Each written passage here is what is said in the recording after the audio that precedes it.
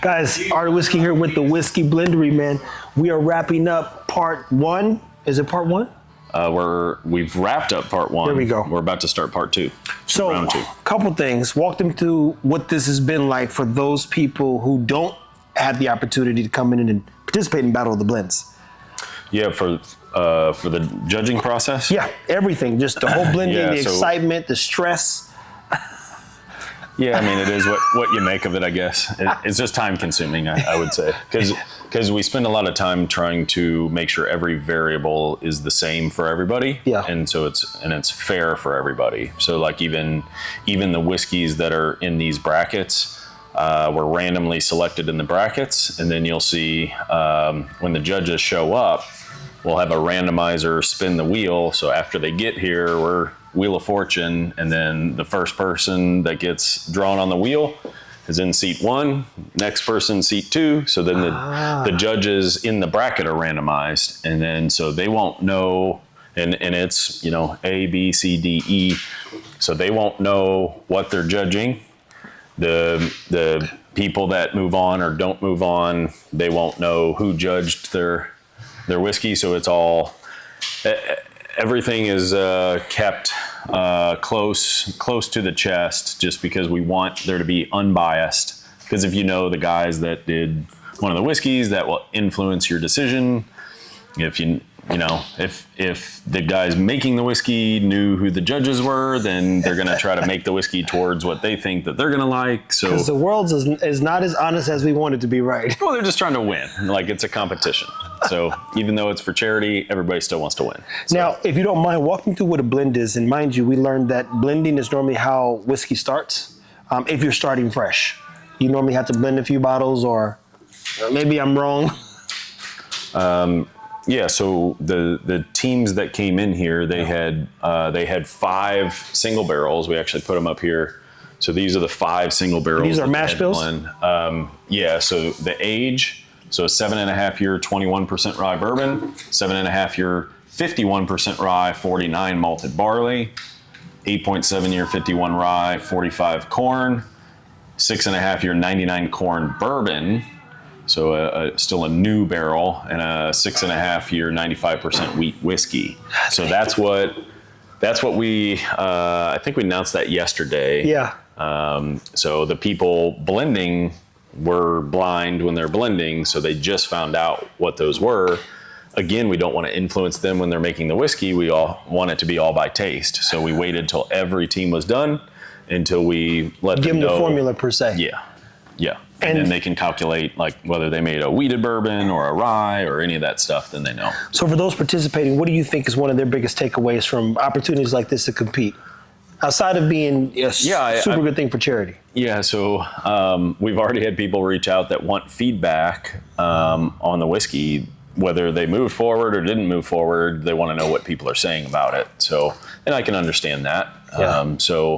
But they're very much in tune with what people would like and not like. And then they already, like one guy today was even saying like, well, I want to make notes of that. And then the next time I'm in making a blend, I want to try to make it more complex. So, but there's some subjectivity to it, obviously. So, what I like the best and you like the best might be different. So you're there were teams that were trying to strategize on what would be the best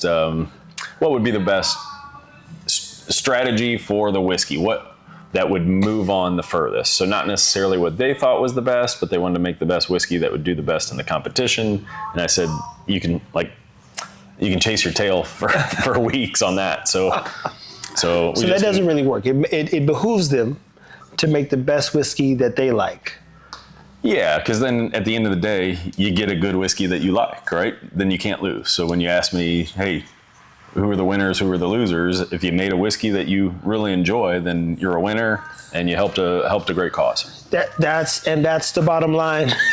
Now there are how many? 10 left? 10 whiskeys left. Yeah, we went from 30 down to 10, so 20 got cut. Yeah. I mean, I was trying some of them earlier. There were some good whiskeys cut. I wouldn't have cut some of them. Man, and so what do you that's think part that of it. those people were looking for when they cut the good whiskeys? I don't know. Q's tallying up all the notes and gonna send it to the teams and all that. So So this is a review process, people. We're going to get to the next episode will be those judges coming in. We'll get those starting, those that finish, and then get some feedback in living color so that we can see what they're thinking and how these last 10 whiskeys fared. Tim's going to then take the next 4, right? 4. Yeah, final 4. Final 4 to some very, very good judges. And then we'll know who the winner is. And the winner gets, the big winner gets a year of... Yeah, every person on the team, so 4 people get a complimentary blending membership for 12 months. They also get a barrel head trophy with their name laser etched and their team name on it. So they get to keep one. We'll put another one in the distillery. So every year we'll have a trophy with their name displayed on it.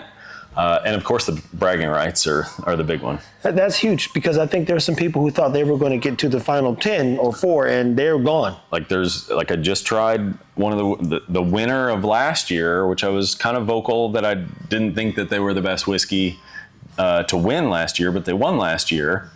Their whiskey this year I really love, and they didn't make it out of the gate.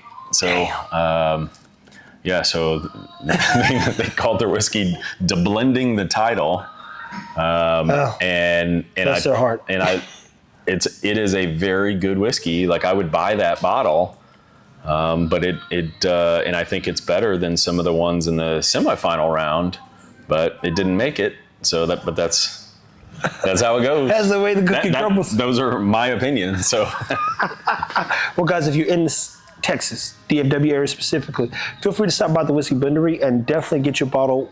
He'll be doing this again, and I think there's going to be other opportunities to create competition. I think that'd be fun to bring in more people every so often to see who can come up with the best whiskey. We actually one of the local whiskey clubs called the Locals. They weren't able to participate in this, but they're coming in later this month. So their whiskey club is doing a competition. So they've got 20 people coming in. So we'll have 4 different teams, kind of the similar style to this. They're all going to be blending at one time using the same whiskeys, and then we're going to judge them right there. So bragging rights from within the club, and then we'll scale up the one that won, and then that'll be released inside the club. Isn't that crazy, people? Listen, that sounds like a big opportunity, but it looks like we still need a lot of work to do to teaching people how to judge and drink and taste whiskey. Yeah, the judges coming in, we don't need to teach them how to drink whiskey. We've selected people that are experienced. Good palate, they're experienced in that area. So, and this will be fairly easy. I mean, we're down to 10, so five whiskeys apiece, and they just have to pick their top 2 whiskeys to advance. Guys, so stay tuned, man. As always, keep it whiskey. The Battle of the Blends. We're coming to a conclusion. One more, next week? Probably a little longer than that. So we have 6 judges, and I'm going to Kentucky next week. So might take. Last year it took 2 to 3 weeks to get all the feedback back and crown the winner. So we'll as we get some of the judges' feedback in, we'll likely announce that and kind of build up the suspense a little bit. So, because last year it was kind of all over the map on the 3 judges that we used. So those 3 judges are also judges this year.